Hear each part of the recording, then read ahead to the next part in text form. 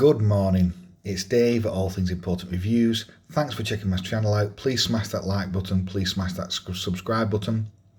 It's another watch review of one of my favourite homage watches.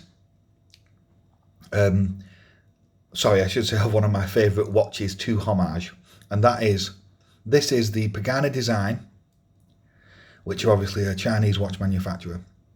This is their PD-1685 diver, which is obviously a homage to the Omega 300M diver, which is actually a 300 meter water resist iconic James Bond watch that was popularized, I believe, in the 1990s with Pierce Brosnan's James Bond. Obviously, this is a homage to that watch series, I should say, because now the latest one, this is homage from the latest one, which is a 42mm watch.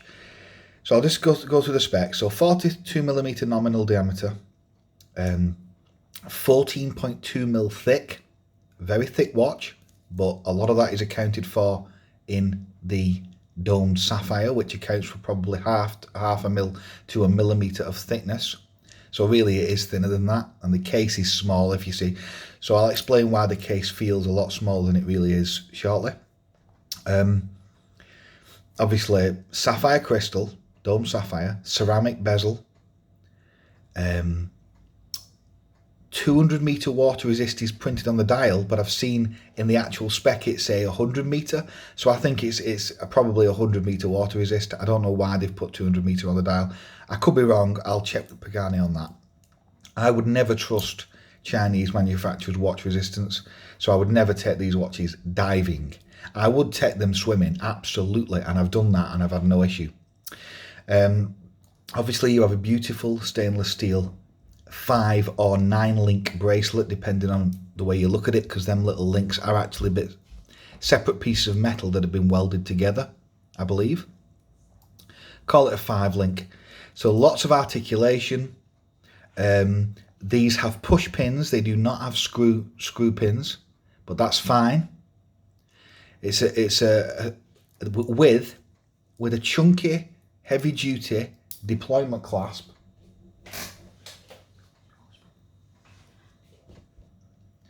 So the clasp actually is a deployment clasp. However, does not have any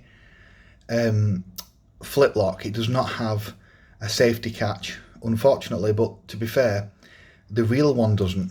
The one that it's homaged from. But this is slightly different from the one it's homaged from, because although it does have heavy duty swing arms, it does have a diver's extension. That is only pressed metal, unfortunately, but it's not an issue. It has 3 micro adjusts, and it has push buttons. Okay. The bracelet links are 4.2mm or 4.1mm thick, which is completely overkill, and I'm going to explain why that does somewhat spoil the watch in a bit, and I'm going to explain about it in a bit. Okay, so let's start with the sizes. I've measured this watch with my calipers. I get it to thickness of 14.2mm, but the crystal takes up half a mil to a millimeter of that. So really it's only 13 and a bit mil, really. And if you look at the case, how it tapers, the lug tapering here, the underside of the case, it's not a big watch on the wrist, really. The diameter, if you measure the bezel, is only 41.7mm, so it's not 42mm on mine at least. And the lug to lug is about 48.7 or about 49mm. So, and if you look, the end links do go straight down pretty much. Look at that. So the watch is nowhere near as big as the specs suggest. The watch feels smaller than the Submariner style watches that have the big fat super style case. This does not have a big case at all. It just, you know, the case is not big, so of course that affects everything. The thickness is big, but it doesn't have that massive supporting case to make it heavy. Although the watch is actually heavy, but that's because of the bracelet, and they have messed up on the thickness, in my opinion. And I'm going to explain about that later. So the size is good. In my opinion, it is a better watch at 42mm or 41 and a bit mil than 40mm. The original Omega Seamasters from the 1990s, I believe, were either 40 or 41mm, but they had a smaller lug to lug. They were thinner. They was about 12.5 to 13mm thick, so they were even smaller. And obviously the bracelet thickness was a lot smaller, so it's a lot lighter watch. Now they then upgraded it in about 2000 and, off the top of my head, I don't actually know when it was upgraded. I could get all the specs for you soon, but obviously I know we're talking about the actual watch. It's homaged from here, not the actual watch. But basically, the latest model that came out in 2018, which is this is homaged from, that upped it to 42mm from the 41 or 40mm. But before that, for about 6 or 7 years, I think between 2012 and 2018, you could buy from Omega a ceramic 41mm 300M diver. But this is not homaged from that. This is homaged from the latest one, which is from 2018 onwards. Now then, the sizes are excellent. The sizes on the watch head has great presence, and it's not too bulky and big. The issue with that comes from the bracelet. So the size of the watch, I do prefer it at 42mm. It's more appropriate. It fits on the wrist better for me with 7 and a bit inch wrists. If you've got smaller wrists, you'll probably prefer one this sized, which is only 41mm nominal. But the sizing is excellent. So let's talk now about the dial. Now, this is where there is some problems, in my opinion. Dial, again, they've gone for the wave. I don't know if you can see that, the laser etchings. Now on the real one, can you see that? It has a beautiful wave pattern. Now the real one has ceramic in it. This one, the homage, I don't know if that is ceramic. I don't know what material that is. Not that it really matters. But one thing I noticed is that on this homage, on the PD-1685, it's much more legible. Now on this one, which I'm going to do a proper comparison, can you see how the light reflects on that wave? And it does make it look nice, but it makes it harder to read the time. So I would have preferred it. I prefer it like this, sorry. Now, this is my criticisms. Even though it is very legible, it's a nice black dial, or very dark grey, with obviously the kind of, I don't know, skeletonized hands. My first criticism is the hour hand should have a circular end, not a triangular pointed end like a sword. It should have a circular end like that. But they've chosen to go like this to make it a bit different, which is fine, but I personally don't like that. The second criticism of this dial is, even though it's well presented and it aligns good and all that, is that I don't believe that the writing for Pagani Design and the logo are big enough. I think Pagani Design, it looks almost like it's too small. It should be a little bit fatter and taller, in my opinion. It looks like they've just used the old one, the old logo, and just put from some smaller watches and put it on this, in my opinion. Other than that, it's a perfectly fine dial. You know, no major criticisms there. It looks legible and it looks fine. The bezel is excellent, really nice teethy grip. Only a little bit of back play. It's ceramic, so it lasts for ages, and it aligns excellently. It aligns very good. So I will never use this bezel because I'll never go timing anything. but it is a really nice watch bezel. Now then, let's talk about the crown. The crown, yeah, different settings. Feels absolutely fine. There's no real resistance there to turning.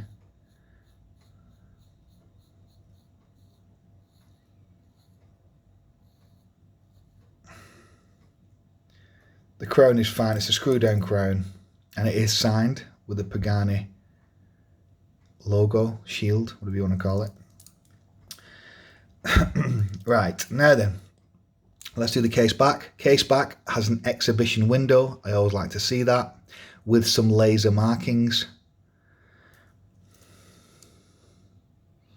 Stainless steel. Oh, it says water resist 200 meter. So I can only assume then, because they've chosen to put it on the back as well, it has to be 200 meter water resist. Unless, of course, that's, you know, not true. But ultimately, I've seen 100 meter in their spec, so I'd be careful with that. But ultimately, you can easily go swimming with this watch, I would think. Now, the bracelet, let's talk about the bracelet, because this is where the meat and potato of the watch actually occurs, in my opinion.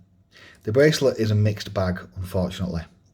The bracelet does not taper, and the real one doesn't taper, so there's nothing wrong with that, in the sense if they're trying to keep it to the homage, to the spec. However, the thickness of the links is completely and utterly overkill. They have gone overboard to high heaven. I mean, the real Seamaster Omega one only has 3.5mm thick links, I believe. This one has 4.2mm thick, and it doesn't go smaller. They're all practically the same thickness, and that is a problem. The problem is it makes the watch too heavy and bulky. Even though it is comfortable when you put it on your wrist, and I'm going to give you a wrist shot right now. That is a comfortable, very comfortable watch. However, as the day goes on, because of that bulkiness and thickness of the links, it will become moderately uncomfortable as the day goes on. It's not, you know, it's not like a Victorinox Inox that is just unbelievably heavy, over 200 gram. But that is just, I can't wear that all day, it's too heavy. But this, it's kind of in between that. So what they should do is, well, this is the thing that I'm going to find out in the next few weeks. I'm going to find out if I can switch this bracelet with some other aftermarket 5-link bracelets that are like this, or ideally like this, and I'm going to put it on a quick adjust clasp that you can push in there and quick adjust it. I'm going to put it on that, and I'm going to see if that works with this model, because if it does, it will be fantastic if it does. But currently so far, you know, I like it on the bracelet, but not all day, because of the heaviness and bulkiness of them links. What they should do is they should drop these down to about 2.5mm, 2.8mm, even 3mm, and it'll be fine. But having it all 4mm without any taper all the way down is too heavy.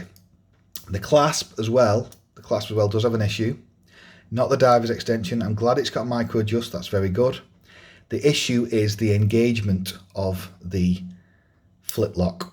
Sorry, the deployant. Now, if you hear that, that sounds like it's going in fine, but sometimes it does not properly engage when I put it on my wrist, and I've got to put my fingers underneath and really press it. So there's a bit of engineering tolerances that are not working right there. I mean, now every one of these clicks are fine, but sometimes you can have that issue. The clasp is actually a good clasp, and the swing arms are fat, heavy duty, and it feels really well made. Just talking now about the bracelet's polishing, actually, this is something else I noticed. I don't know why they've done it. The polishing on the outer and inner links, not the highly polished ones, the brushed ones, they have a weird brushing where they've been almost brushed too much. They're too matte. They should just be like a normal brushing like this, in my opinion. But they've gone a little bit too far, and it doesn't match up with other parts of the case. I don't know why they've chosen to do that. I mean, it's a tiny issue because you can't really see it, but for me, I don't like it. This is a superior bracelet because it's a lot thinner links, but the clasp is not as good because you don't have any micro adjusts. But they do one now that where you can have quick adjustment, 2mm increments on the fly by opening this up and going inside it. This would work just fine with micro adjust. That's fine. The issue is the thickness of the links, and this action sometimes doesn't work exactly as it should. But it's a small gripe because now it is working more than it isn't. So overall, where do I see this watch? The watch is a good watch. It is worth 100 quid. I think I only paid in a deal about 90 quid for it, I think, something like that. It's a good watch. It does have some issues, but if you can switch this bracelet out, or if you can handle the thickness of that bracelet, and it is a comfy bracelet, it is no question about it. Anyone who's never worn this 5-link style bracelet, you'll understand that it's a go between a 3-link oyster style and a 5-link Jubilee style. It feels closer to a Jubilee band in my opinion, but it feels even better in the sense that it supports the watch better, and part of that is because it doesn't taper. But it is now my favourite style of bracelet in terms of look and feel on the wrist. I prefer this to the other 3 links and 5 links. This is my favourite, but not this particular bracelet in terms of the way that Pagani have done it. I don't like it. It's too thick. It should have been that. It should have been like that. That is unbelievably comfortable. Honestly, I can wear this all day long, no problem. And I'm going to check soon if I can just switch this band out onto this one. Hopefully I can. But would I recommend this watch? I would. A lot of people don't like wearing bracelets anyway, and they will easily just put it on.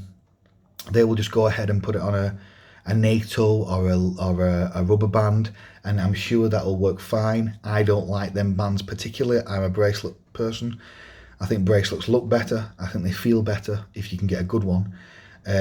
So I just never ever wear other bands. I do wear some rubber bands sometimes, but I've completely stopped wearing leather straps now. Basically, I just do not wear them. Maybe a couple of times a year. So all in all, it is a good watch. It has some problems. What they need to do is on the next one. So I'm speaking to Pagani here now.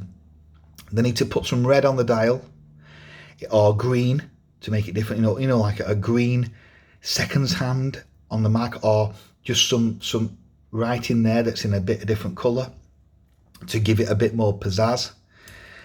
They need to decrease the link thickness. They need to improve the tolerances on the clasp. And they need to confirm whether it is 200 metre or 100 metre water resist. They also need to make the hour hand have a circular end point, if you will. And if they can do all that, they will have the best homage to an iconic watch brand. Probably one of the world's most iconic watches, because James Bond is so popular all over the world. I will, if I ever get enough money where I'm comfortable enough to spend thousands of pounds on watches, and I've always said I would never do it, but if I did have, I'm not saying, I couldn't justify spending that type of money when I like other things in my life than spending £5 grand or £4 grand on a watch. I've got friends who do it. I've got my friend has a Seamaster 300M ceramic, but not the latest one. He has the one from 2012 2018, and that is a fantastic watch. It really is. The only criticism is there's no adjustment on the bracelet, but you can upgrade it. You can actually put the latest clasp on that model. But anyway, going off base a bit now, but what I'm saying is, if I ever did, it would be the Omega 300M Diver. That would be my watch that I would buy, the 42mm version, as a luxury watch, if I could justify spending £4.5 grand on it. I may pick it up in a second-hand market in a few years' time, but until then I'll just have to borrow my friends' watches, because I'm not comfortable spending that much amount of money where I am currently in my life. Maybe one day that'll completely change, who knows. But yeah, so I love this style of watch. I love the look of it. I love the bracelet. I love everything about it.